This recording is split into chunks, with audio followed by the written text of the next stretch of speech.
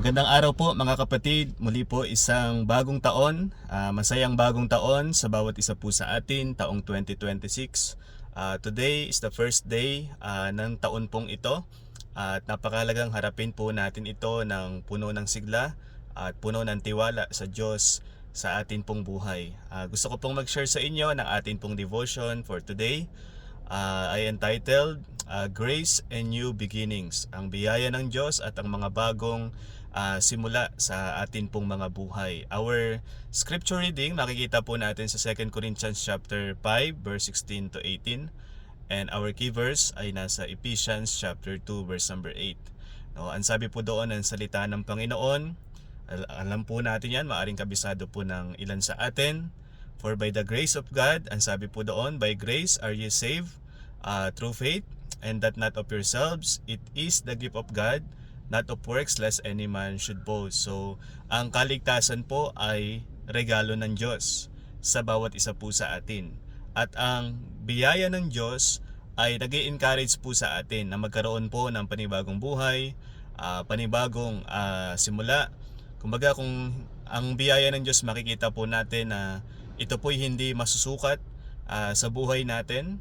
At kung hindi po masusukat ang biyaya ng Diyos, ito po'y nagbibigay sa atin ng kalakasan, ng encouragement, na harapin ang kinabukasan ng may pag-asa, may kapayapaan, at may pagnanais na magpabago sa ating Panginoon.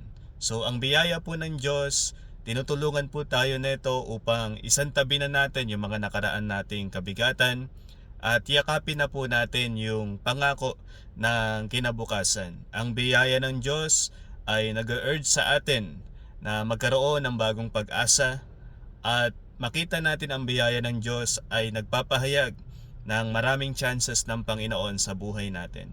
Hindi po para magkasala, hindi po para magpatuloy sa kasalanan, kundi ang biyaya ng Diyos ay nag-e-encourage sa atin na gawin kung ano man po ang kalooban ng Diyos sa buhay po natin. Siguro ang magandang tanong po, handa po ba ang puso natin sa pagbabago ng Diyos?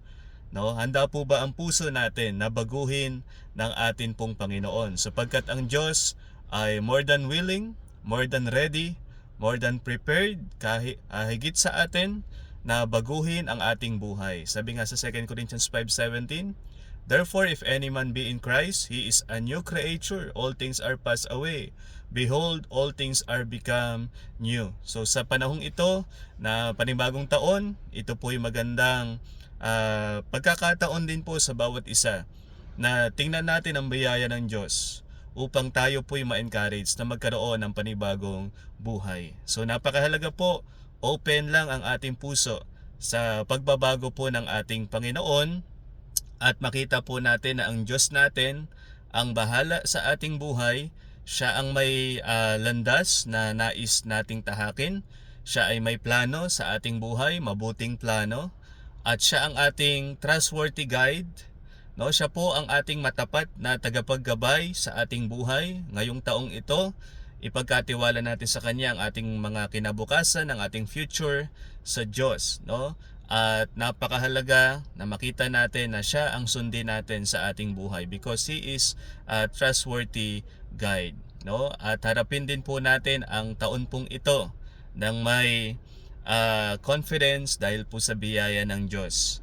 Na alam po natin na the Lord, sabi ko nga po, the Lord will provide all our needs. Ang napakahalaga lang po, unahin natin ang kalooban ng Diyos. In Matthew 6:33, but seek ye first the kingdom of God and His righteousness, and all these things shall be added unto you. Ano po yung sinasabing all these things doon?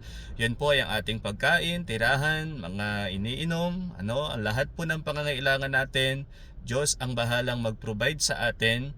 Ang napakahalaga lang po nating makitang prinsipyo sa tinuturo ng salita ng Diyos, kung pahalagahan po natin sa ating buhay, kung ano ang kalooban ng Diyos sa atin, tiyak din po natin na pahalagahan ng Diyos ang katugunan sa ating mga pangangailangan. And our Father knows, ano man po ang ating pangangailangan, ang mahalaga lang po sundin natin siya sa ating buhay, mabuhay tayo na sumusunod sa Kanya, at siya na po ang bahala sa lahat po ng ating pangangailangan.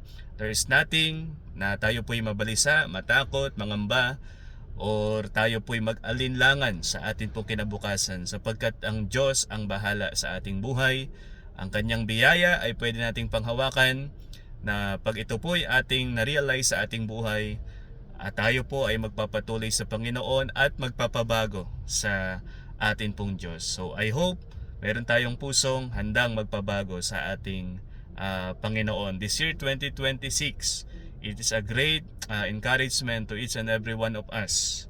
Nakalimutan na po natin yung mga nakaraan nating burden at yakapin na po natin yung pangako ng kinabukasan, ang nais ng Diyos na pagbabago sa buhay po natin. If we choose na mabuhay sa kasalanan, of course, that is our choice. But again, we can miss the blessings, everything na i-prepare ng Diyos sa atin ngayon pong taong ito.